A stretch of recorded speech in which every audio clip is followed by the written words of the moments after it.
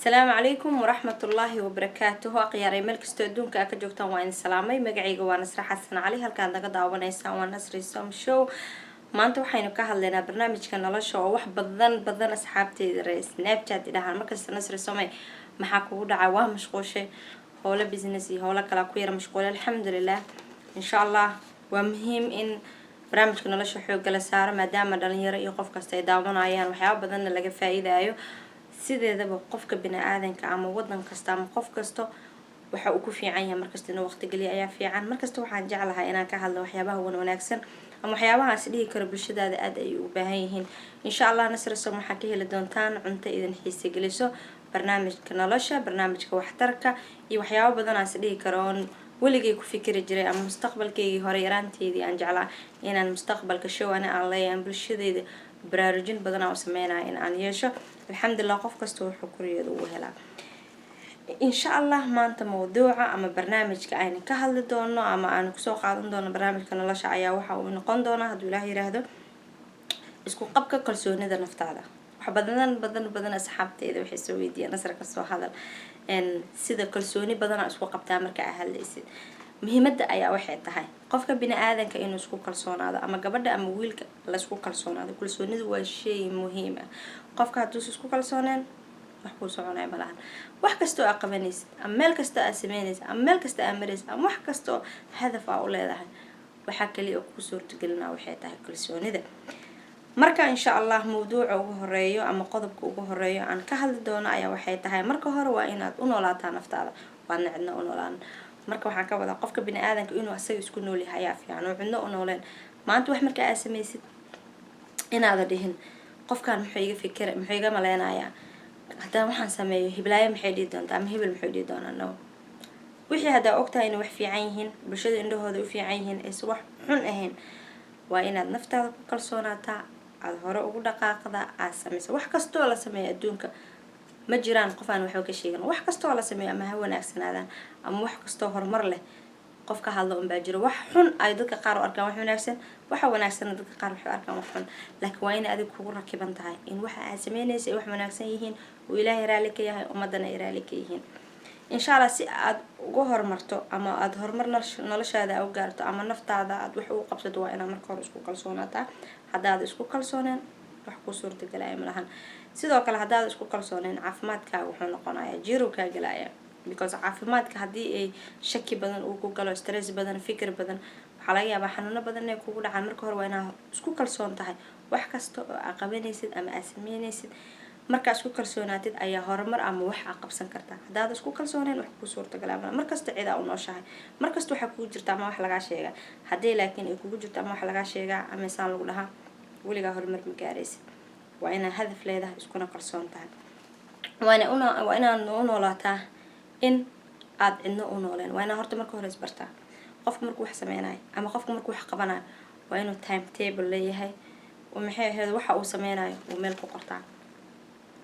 laakiin haddaad meel ku qoranin wax ku suurtagal ama sida asxaabteeda Snapchat-ka igala socdaan markasta ay daawadaan time table darbiga ugu dhagsan maalinkaas waxa aan qabanayo habeenkii inaan diyaariyo waa hadii laakiin aan qoranin maalinkaas waxa laga yaabaa in schedule-kiga halaysan yahay isku dhaxyacsanahay qof kastana waxaan jeclahay inuu asaga waxa uu sameynayo ee goono u aadaan oo macna waxaas aad sameynaysid ay ku noqdaan wax aad jeceshahay qalbigaaga ay ka imaanayaan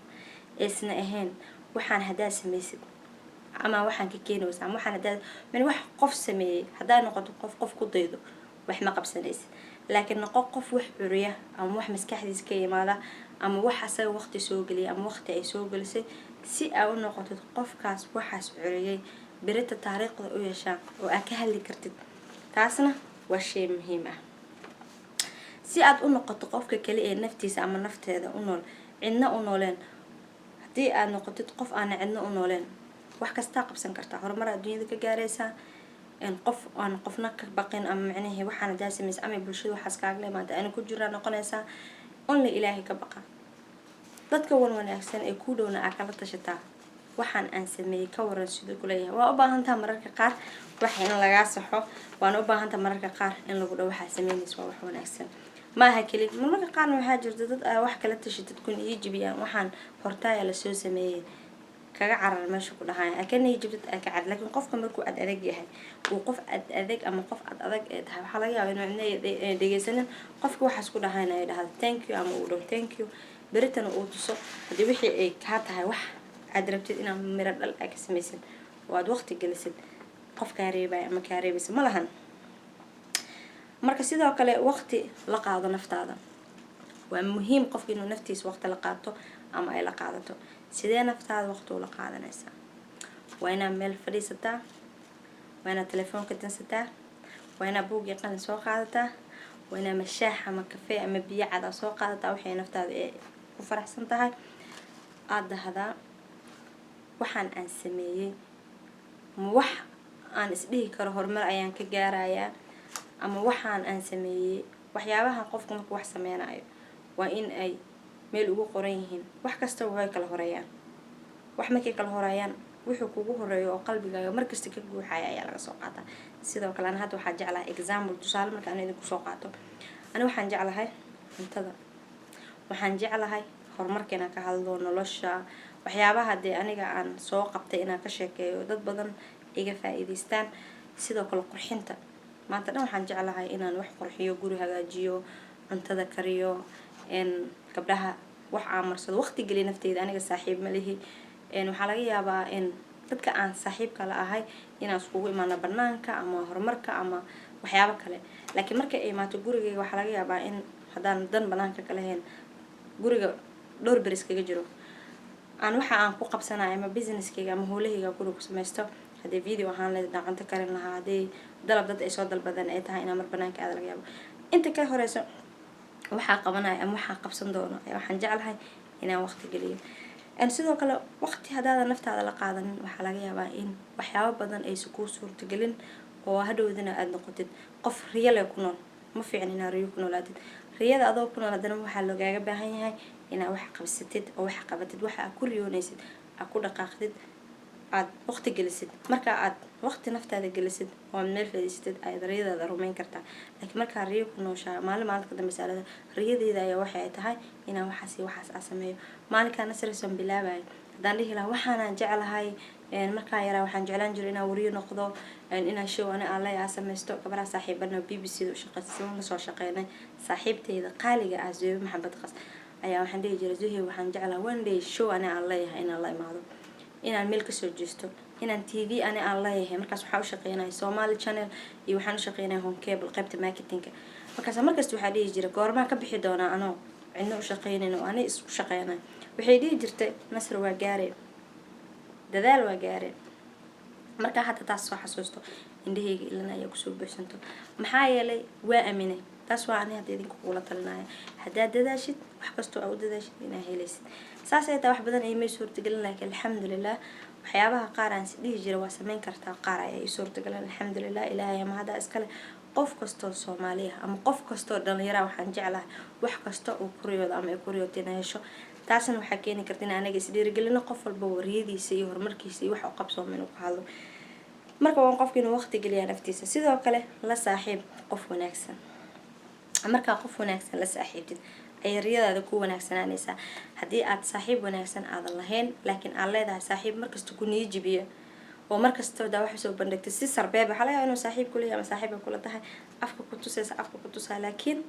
qalbiga aysan runka ahayn hadaa maanta wax soo bandhigto ku dhaha la hiblaayo waxa soo suurtagal hebel loo soo badsaday adiga kugu suurtagalay laakiin saaxiibka runta waxaa laga rabaa inuu ku dhiirigeliyo ama ku dhiirigeliso oo waxaan waa sameyn kartaa sida hadda saaxiibtay Zuhayb Maxamed Qas ilaa hadda waxa laga yaabaa maalinka markaas la hadlayna 4 saac ilaa 3 saac inaan sheekeysano intaasna aan ka sheekeyno horumar iyo wax wanaagsan lagama yaabo inaan qof xamano ama waxaan danteena inaan ku mashquulno qofka wanaagsan ama saaxiibka wanaagsan qofkaas ayaan waqana qofka wanaagsan ama saaxiibka wanaagsan waxa kale oo ku garan kartaa markasta inuu ku dhiirigeliyo maanta maxaa qabatay maanta maxaa ku suurtagalay ka war noloshaada maxaa iska bedelay weligaa waxaan kula taliyaa qof kasto markay dadkii dhahaan Snapchat saxaabteeda soo weydiiyaan nasra saaxiib ma leedahay markasta kaliya ay socota yes saaxiib waa leeyahay laakiin saaxiib waxaan ku nahay banaanka iyo marka qofkaas caawitaan u baahdo iyo markaan caawitaan u baahdo inaa ilaahay dartiis isku dhiirigeliyo laakiin intaas in ka badan ma iyo qofka markuu dhib ku imaado ama dhibaato ku qabsato ku garab istaago ku dhiirigeliyo markasta waxa qabtiro horumarka wanaagsan waxa uu ka dhashaa qofka waxa uu uga dhashaana in uu maskax ay la timaado. qofka waa inuu maskax uu la yimaado. qofka hadduu maskax uu la yimaado, maskaxdaas waxaa laga yaabaa in wax badan ay ku qabsoonto. laakiin haddaada maskaxdaada ka shaqaysiinin oo maxay ahaydoo aada fikirin, inay wax kastoo la sameeyo daalada waa sameynaya, hadhow waxaa laga yaabaa waxaas inaadan wax badan aadan ka miro dhalinin. laakiin markaad maskax la timaado oo ay dadka u arkaan wax wanaagsan, waxa ay noqonaysaa mid dadka dhan ay ka gadmi karto ama ay laga gadi karo. muhiimadda waxay tahay wax kastoo la sameynaya in dadka laga gadi karo. maxaa ka wada laga gadi karo? haddii hadda barnaamij aad soo bandhigtid, barnaamijkaas uu yahay barnaamij gadmaayo suuqa, daqiiqad asagaa suuqa iskeenayo, si kasta lagu dhaho waxaan wax soconaya maahan, asagaa isgadaayo.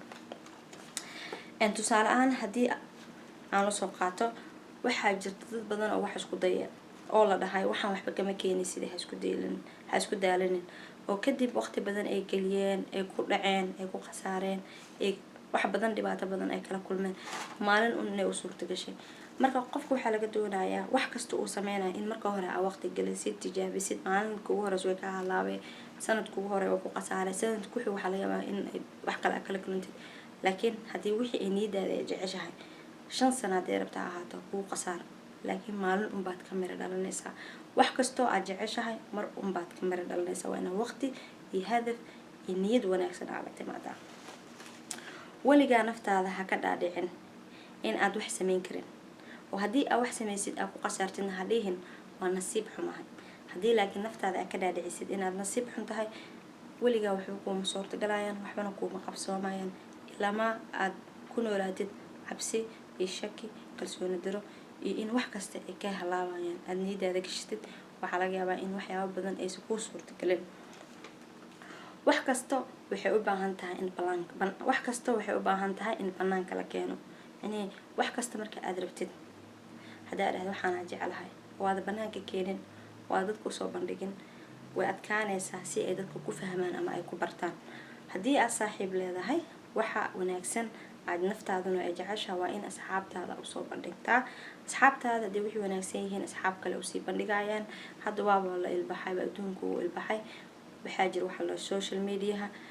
facebooka, snapchatka, youtubeka, meelo badan ayaa lagu soo bandhigi karaa. laakiin muhiimadda intaan taas la gaarin, qofka bini'aadanka waa in ay asaga ka imaataa waxaan uu banaanka usoo bandhigaa, uu la sheergarayaa dadka. laga yaabo wixii markaa banaanka usoo bandhigtid, asxaabtaadii iyo dadkaaga kale la sheergaraysid, dadka qaar in ay kugu gacan seeraan, ay kugu xumeeyaan, ay ku dhahaan waxaan horaa loogu soo daalay, aadan dheg jalaq u siinin. maalin ayaa imaanayso dad wanaagsan ku gacan qabto, ku dhiirigeliyaan, niyada ku dhisaan, ku garab istaagaan, heer aad ku gaartid. marka waxaan aan ka sheekeynaa dhan waa wax asxaab badanna ay ku dhaceen, nafsadeeda ahaan xataa ay ku dhaceen. alxamdulilah maanta dad badan waxaa haystaa ay taageeraan, ay caawiyaan xagga businesskayga, xagga maskaxiyan xitaa maalmaha aan daalana haddii xitaa wax iska keebidaa ila taliyaan, waxaana samayn kartaa, waxaan waa qaban kartaa, waxaan waa samaysay dhahaan. alxamdulilah haddii aad saaxiib wanaagsan aad leedahay, waxaad helaysaa wax wanaagsan nolosha, horumarna waad ka gaaraysaa. sidoo kale haddii adiga aad tahay qof wanaagsan, qalbi wanaagsan, niyad wanaagsan, wax kasta waxay ku noqonayaan easy. qalbiga wanaagsan waa shay muhiim ah kuna wanaagsan horumarka. marka isku day, ama qof kasta ha isku dayo in ay noqoto ama uu noqdo qof qalbi wanaagsan oo wax kasta ka waantoobo, xaasnimada ka waantoobo, cadowtinimada ka waantoobo, niyad xumada ka waantoobo, uuna rajeeyo qof kasta ama qofku rabo ha ahaado riyo wanaagsan, horumar wanaagsan. haddaa aragtid qof walaalka ama walaasha oo wax wanaagsan sameynayso, ku farax si aadna lagugu farxo. laakiin haddii marka hore adaa qalbi fiican aadan lahayn, noloshaada wax kasta aad samaysid waxaa laga yaabaa inaysan kuu suurtagelin. aada u mahadsantihiin sida wanaagsan aad u daawanaysiin barnaamijka nolosha. waxaan rajeynayaa haddii ay nagu cusub tahay, soo dhawow, subscribe, like, share si asxaabtaada kale ay uga faa'iidaystaan. Nasri Som, snapchatka igala soco, youtubeka igala soco, facebookaygana subscribe, isoo follow garee. insha allah si barnaamijyada kale aan soo bandhigo aad ula socotid. waxaan idinkaga tegayaa qof walba iyo waqtigiisa inuu wacnaado. asalaamu calaykum waraxmatullaahi wabarakaatu. waqtigiisa kale intaan ku kulmi doono. nabadgelyo.